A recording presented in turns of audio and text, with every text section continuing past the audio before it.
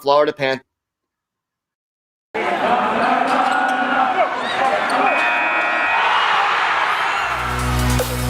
You're Locked On Islanders, your daily podcast on the New York Islanders. Part of the Locked On Podcast Network, your team every day.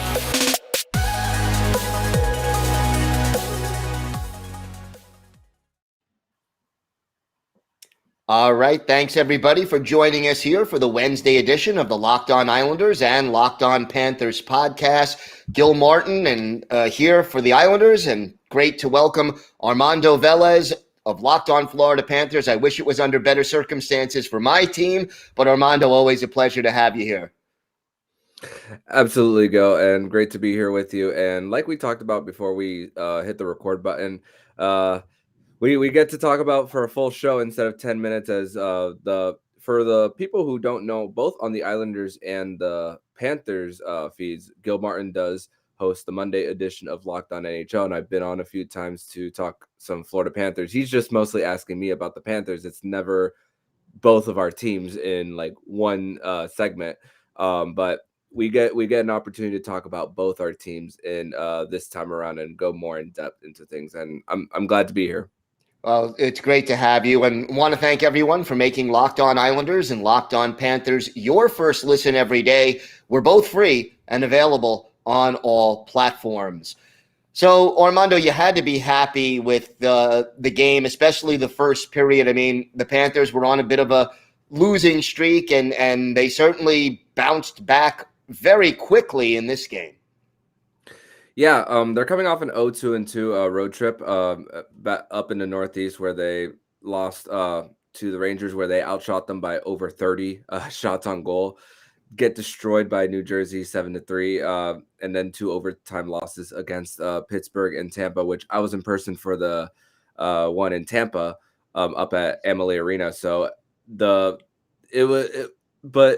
the fact that the Florida Panthers started 10-1, they were still getting used to a new voice in the locker room with Coach Q no longer being around and Andrew Burnett taking over. It wasn't a time for panicking for the Florida Panthers. Many of the media members, including myself, have always said that this team is going to figure it out. And what really started for this team, I think, to figuring this out was midway through last game, where they shuffled the lines. Before tonight's game even, Huberdeau and Barkov weren't back on the same line together, but midway through the Tampa game, they were reunited on a line together, and that carried over to this game. So that was a little bit of a tweak that Andrew Burnett made for this team, and it paid off early, especially on that first goal, where it was Barkov to Duclair to Hubie on that first goal. So it really paid off early for the Cats. It did, and that top line especially, they are fast, they are skilled, and they know how to finish. So, that first goal was very pretty from a Panthers perspective. To me, I was just surprised at the Islanders' poor play in their own zone, especially in that first period. Yeah, and I noticed that with all of the goals, it was mostly on some rushes, mostly. The one by the fifth goal of the game by Ekblad was also one that the Panthers were able to beat the Islanders on a board battle and then work it around, and then Ekblad scores on a slap shot through Varlamov, and I think about it like this: for the Islanders' perspective, this is their last game of a 13-game road trip. Sorokin has been great for most of the season, having 3 shutouts. And this was a game where Sorokin didn't look like himself, and the fourth goal especially, where I tweeted after from my personal account saying, don't play against Patrick Hornquist in darts because you'll lose, because that was a goal where Sorokin was hugged up against the pipe, but Patrick Hornquist just put it in the right place at the right time, bounced it off his helmet, and then in the goal. And I'm just like, wow, it's just going to be that type of night for the Florida Panthers. Yeah, and I didn't blame Sorokin really on any of those goals. I mean, the thing that struck me from an Islanders perspective, I think 3 of the first 4 goals were on rebound situations, almost like, and every 50-50 battle for a loose puck and a rebound, the Panthers were there first, and they were able to capitalize and get some really good quality scoring chances from, the high traffic, dangerous areas in front of the goal. And, those guys didn't miss. And from a Panthers perspective also, I think every line scored at least once. Yeah, the first 4 goals, each of them were from the first line, with Huber's scoring the first one, and the third one with Verhaeghe. As the broadcast had it, Lomborg scored his first goal of the season on that rebound. It's Lomborg for people wondering at home. Yeah, Ekblad gets one, and then Vetrano. So the only line to not score in this one was the second line tonight. Okay. But hey, this is a team that has, especially even strength, has just been one of the best, if not the best, in the National Hockey League. And right now, the biggest question for the Florida Panthers has just been special teams, especially the power play, where right now they're on an 0 for 13 streak of not scoring on the power play, dating back to their first game of the road trip.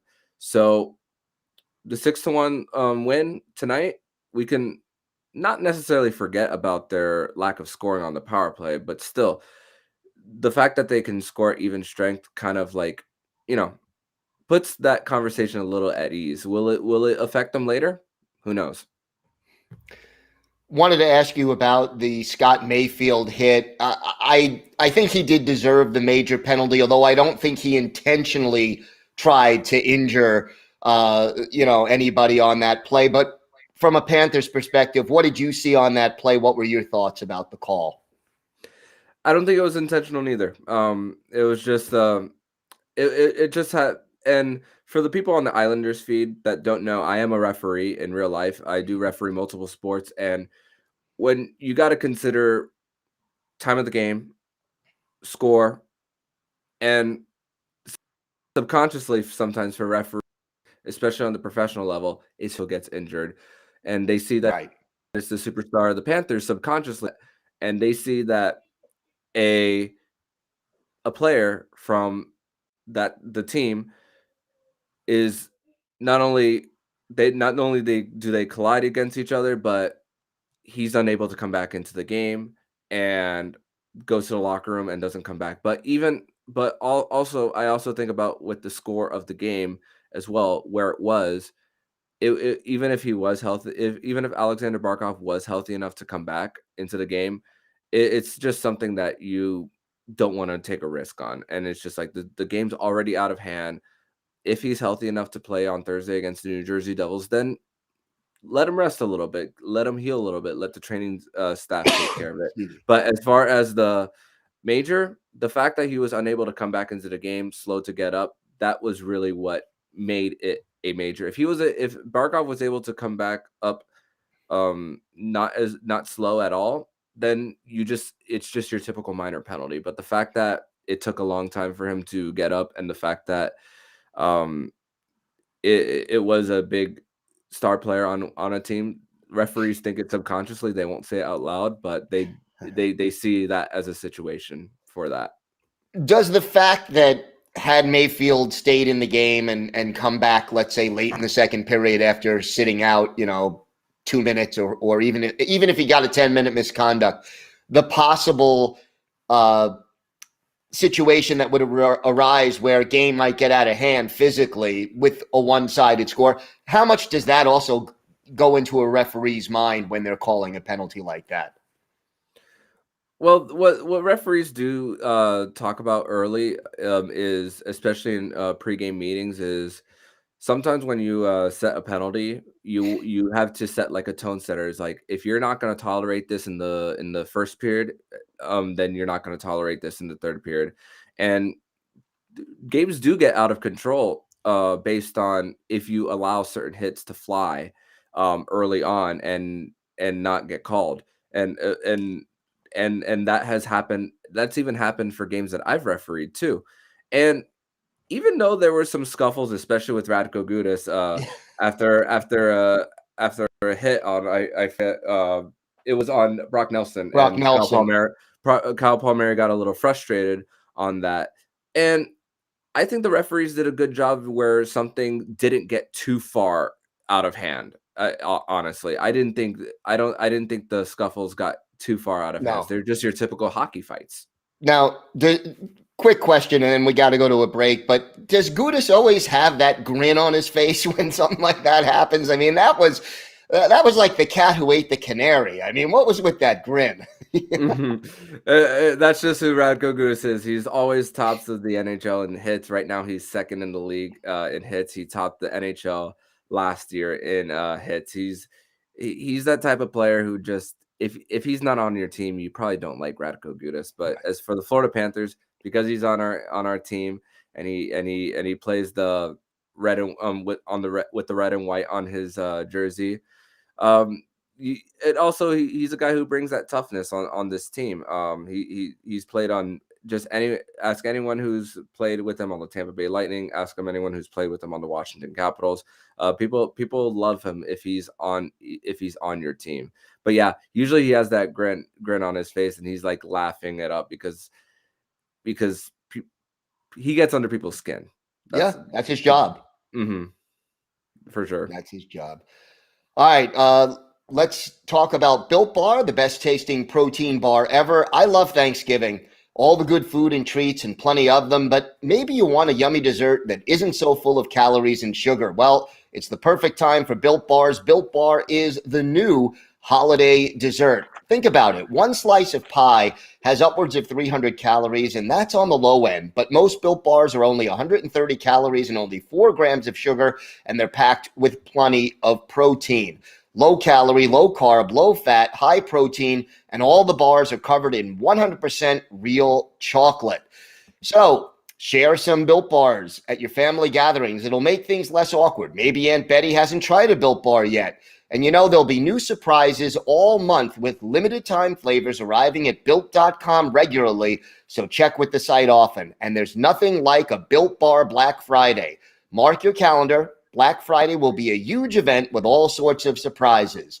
Go to Built.com right now. Use the promo code LOCK15 and you'll get 15% off your order. That's promo code LOCK15 for 15% off at Built.com.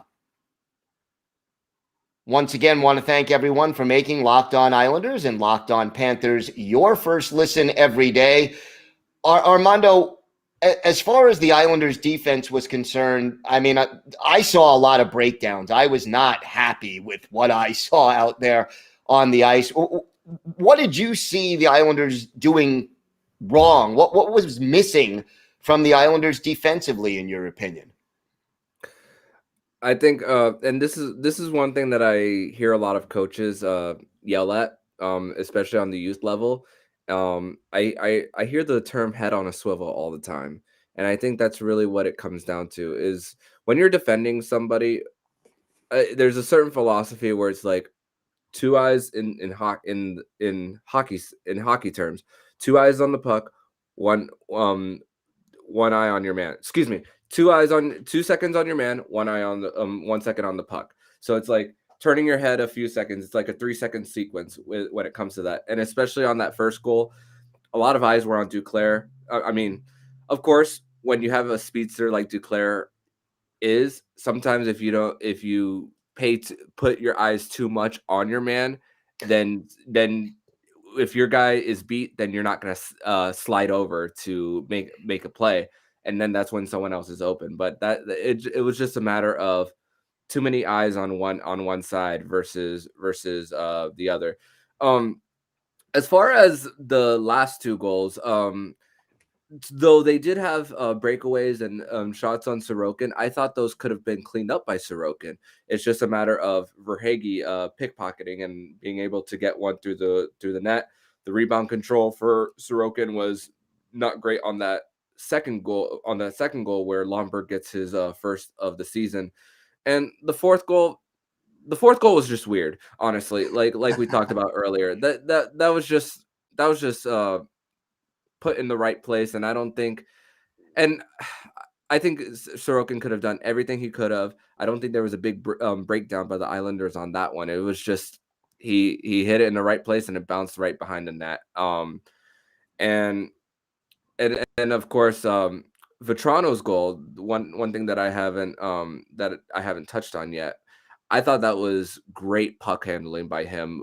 Aho was on his back, checking him, and he was still able to still keep the puck possessed and get it through the net, past Varlamov on that one. And yeah, for it was just their ability to they scored different types of goals, not only many goals, but different types. One, like I said, lack of rebound control, some breakaways, and some just with great stick handling. Yeah, the Islanders also, of course, shorthanded on defense. Ryan Pulock didn't play in the game. He was scratched with a lower body injury. And then, of course, when Scott Mayfield was ejected from the game, they were down to 5 defensemen for the rest of the game. And missing Pulock, one of their top 2 defensemen, Mayfield, a solid defensive defenseman. You're going with Noah Dobson and Sebastian Aho, 2 puck moving but less physical guys, and I think that hurt the Islanders as well. Yeah, and they're also missing Josh Bailey as well, who was on the COVID list after playing last night. That has a lot to do with it. Yep.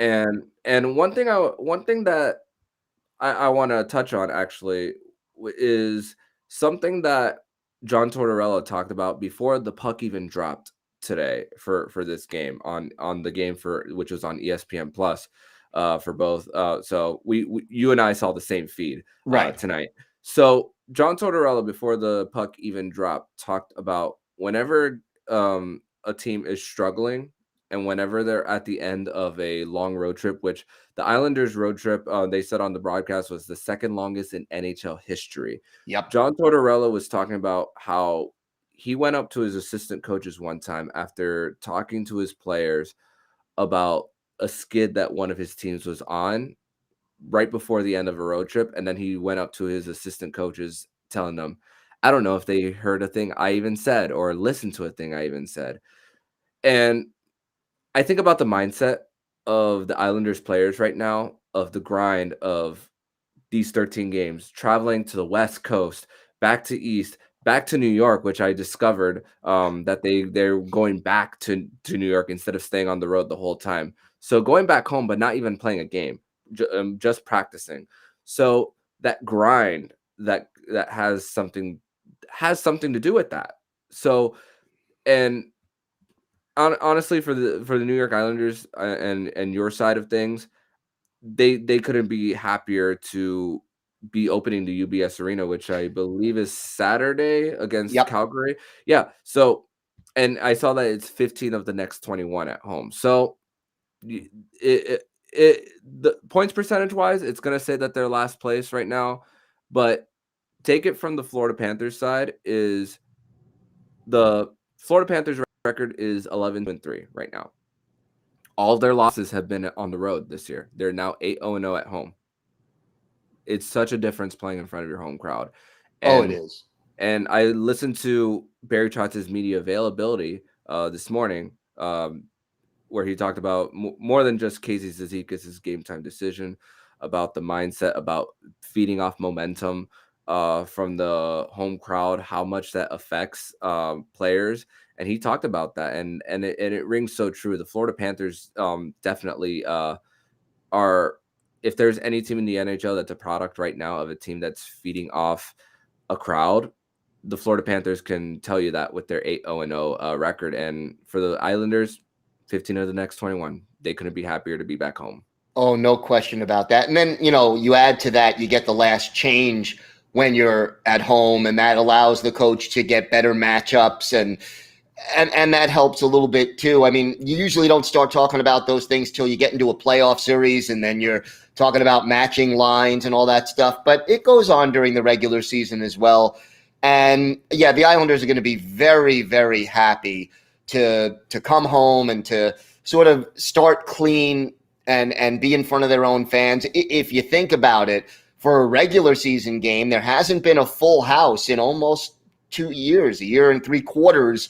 During the regular season, at least, it'll be great. The new arena, people will be stoked, and it's got to be a welcome relief for the Islanders, who racked up the frequent flyer miles early on. The only longer road trip in NHL history, in case you were wondering, 2010, when the Canucks were hosting in Vancouver the Winter Olympics, they had a longer road trip because they needed to set things up at their arena in addition to the actual time for the Olympics. So that was the only road trip that was longer in NHL history. That's amazing, and it kind of makes sense because of geographically where they're at. There Right. isn't a team because the Seattle Kraken didn't exist at the time. Every single game was like more than 1,000 miles from them. So yeah, that makes perfect sense for sure. It does. Armando, why don't you talk a little bit about Bet Online?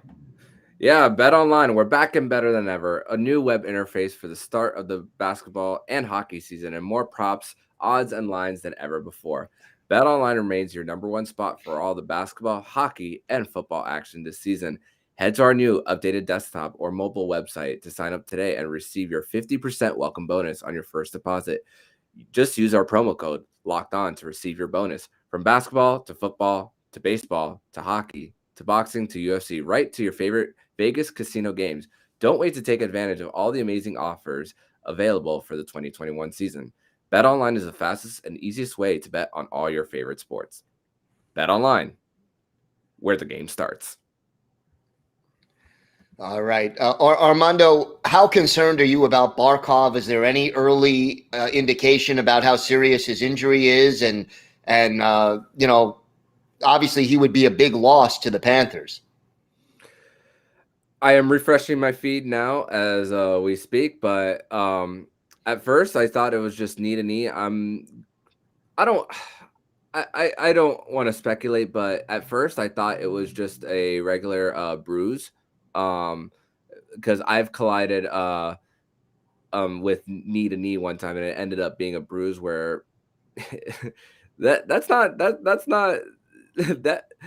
easy to like get up. It's not easy to even bend your knee. And the latest tweet that I got is there's no immediate update on Alexander Barkov, and he will be reevaluated tomorrow. So that's the latest update on Alexander Barkov, and something that for me I will bring in to the show for tomorrow. To definitely a lot to talk about, as they will be preparing to face off against the New Jersey Devils, where they got destroyed last time they faced each other by a final score of 7-3. But I want to ask you something, Gil. Kyle Palmieri, he struggled to score a little bit this year, but he finally got on the board. And Kyle Palmieri, because of the deficit, it didn't look too exciting when he scored because of the circumstances.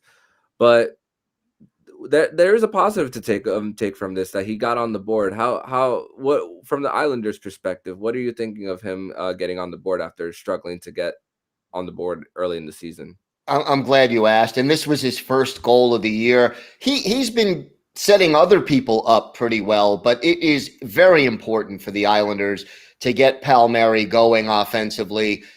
He's a top six forward. He spent a lot of time. He started the season on the top line, and to go without a goal for the first 12 games of the year, you can't have that and continue to win. It's one of several reasons why the Islanders are, 29th in the league in goals scored coming into this game. So very important to get Palmieri back. And then, the other thing that I liked was when Gudas hit Brock Nelson, Palmieri came to his aid. And again, it didn't get out of hand, but at least he stuck up for his teammate. They were down, I think, 5-1 at that point. And at least he showed a little moxie that he wasn't going to just, let that go without doing something about it. So that is definitely a positive sign for the Islanders coming out of this game. And they're going to need a lot more from Palmieri starting Saturday against Calgary. What for you was the biggest positive that you took for the Panthers from this game? Because there were many. They looked a lot better in the faceoff circle. They're one of the bottoms in the league in faceoff percentage. Coming into this game, they were 31st. But the final numbers when it comes to the faceoff circle will say that the New York Islanders won the battle. But after the first period, they were dominating the faceoff circle. I wrote this down. after the first period, it was like 59-41 in the faceoff circle for the Panthers. After the second period, it was 54-46. They ended up being the Islanders winning 51-49. So the Islanders kind of woke up a little bit in the third period for their side, but it was a little too late, of course. But they did look better. They did look better in that aspect of it. And of course, I tell people faceoffs aren't the end all be all, but it's great that when late game situations happen and you need a win, especially in the defensive zone, that you definitely get a faceoff win for your team. And that is the takeaway for this team. And also the fact that this team they came into this game number 1 in the NHL in shot attempts for the coming into the game. It was a little discouraging losing against the New York Rangers last Monday, where you shoot them by over 30 and you still lose. And I mean, you have Igor Shesterkin just playing out of his mind, and you get only a point in a what glorified skills competition against the Pittsburgh Penguins, aka a shootout. And Bobrovsky and Vasilevsky were just going at it on Saturday. So it was a little discouraging, only getting a quarter of the points in their 4-game road trip. Though you still do need to find a way to win on the road in order to win in this league. But the fact that they're able to get back in a place that they're comfortable in, the fact that Andrew Brunette has mixed up some lines as well. And now the Florida Panthers, here's also the thing.